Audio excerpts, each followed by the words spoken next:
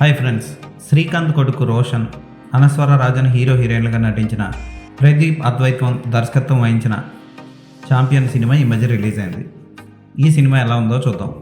ఈ cinema release అవ్వకుండానే ఈ సినిమాలో గిర్రగిర్ర సాంగ్ చాలా ఫేమస్ అయింది. ఈ సినిమా కథ ఏంటి అంటే 1947 ఆగస్టు 15 దేశానికి స్వాతంత్రం వస్తుంది. అయినా సరే బైరాన్పల్లి అనే ఊరు మాత్రం నిజాం పరిపాలనలోనే ఉంటుంది. అది భారతదేశంలో ఇంకా కలపరు. భారతదేశం నుంచి విడిగా హైదరాబాద్ని పాకిస్తాన్లో కలుపుదాం అనుకుంటాడు నిజాం. విలియం అనే కుర్రాడు ఫుట్బాల్ ఆటగాడు. ఇంగ్లాండ్లో ఫుట్బాల్ క్లబ్లో ఆడే అవకాశం కోసం ఎదురు చూస్తూ ఉంటాడు. అతనికి ఫుట్బాల్ ఆడకుండా ఇబ్బంది కలిగిస్తున్న అంశాలు ఏంటి, బైరాన్పల్లి ఊర్లో చేస్తున్న స్వాతంత్ర పోరాటంలో ఇంగ్లాండ్ వెళ్ళాలనుకున్న మైకేల్ ఎలా వచ్చి పడ్డాడు, అసలు బైరాన్పల్లికి స్వాతంత్రం వచ్చిందా లేదా, అతని ప్రేమ కథ ఏంటి అన్నది సినిమా చూసి తెలుసుకోవాలి. నైజాం పరిపాలన ఎంత ఘోరంగా సాగిందో, రజాకార్ల ఉద్యమం, ఆ సమయంలో చేసిన అకృత్యాలని తెర మీద చక్కగా చూపిస్తాడు దర్శకుడు. అలాగే హీరో వచ్చిన దగ్గర నుంచి కథ మలుపు తిరుగుతుంది. అయితే ఆ సన్నివేశాలన్నీ ఒకటి రెండు మాత్రమే గొప్పగా అనిపిస్తాయి, మిగిలినవన్నీ చాలా చప్పగా సాగుతాయి.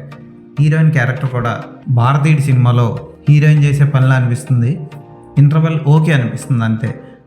ఇక సెకండ్ హాఫ్ని కూడా అదిరిపోయే రేంజ్లో మొదలు పెడదాం అనుకున్నాడు, కానీ ఇంకా తర్వాత నుంచి మళ్ళీ స్లో అయిపోయి క్లైమాక్స్కి వచ్చేసరికి వీక్ అయిపోయింది సినిమా. రోషన్ పర్వాలేదనిపించేలా యాక్ట్ చేశాడు. అతని డైలాగ్ డెలివరీ ఇవన్నీ కూడా పాత్రకు తగ్గట్టుగా సాగాయి. డ్యాన్సులు, ఫైట్స్ పర్వాలేదనిపించేలా చేశాడు. అనస్వర రాజన్ డబ్బింగ్ ఆవిడికి సరిగ్గా కుదరలేదు. కళ్యాణ్ చక్రవర్తి పాత్ర ఓకే, సినిమాని నిలబెట్టే పాత్ర అయితే కాదు. మిగిలిన వాళ్ళు కూడా బాగానే యాక్ట్ చేశారు. కొన్ని పాత్రలను అనవసరంగా వేస్ట్ చేశాడు. ఉదాహరణకి కేకే మీనన్ పాత్ర. టెక్నికల్గా సినిమా బాగుంటుంది, ఫోటోగ్రఫీ కానీ బ్యాక్గ్రౌండ్ మ్యూజిక్, పాటలు 2 పాటలు ఓకే అనిపిస్తాయి. అయితే సినిమా ఒక 3 సన్నివేశాలు 4 సన్నివేశాలు తప్ప మిగిలిందంతా మనం ఊహించినట్లే సాగుతుంది. ఎందుకంటే ఇటువంటి స్వాతంత్ర పోరాట సినిమాలు హిస్టరీని బేస్ చేసుకొని సాగడం వల్ల, హిస్టరీ మనకి ముందే తెలియడం వల్ల, తర్వాత ఏం జరుగుతుంది అన్నదే తెలిసిపోవడం వల్ల మన ఊహకు తగ్గట్టే సాగుతాయి. అయినా పర్లేదు, బాగానే తీశారు ఈ సినిమాని. ఒక్కసారి అయితే చూడొచ్చు. మరీ చూసే విధంగా సూపర్ అనిపించేలా అయితే సినిమా లేదు.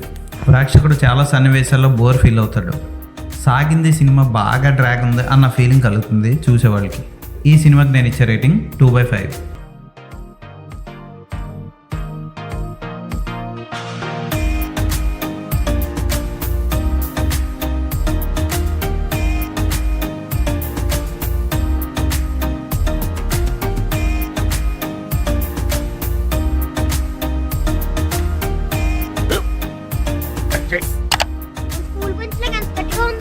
కొట్రా, కొట్టు, పర్లేదు, కొట్టు.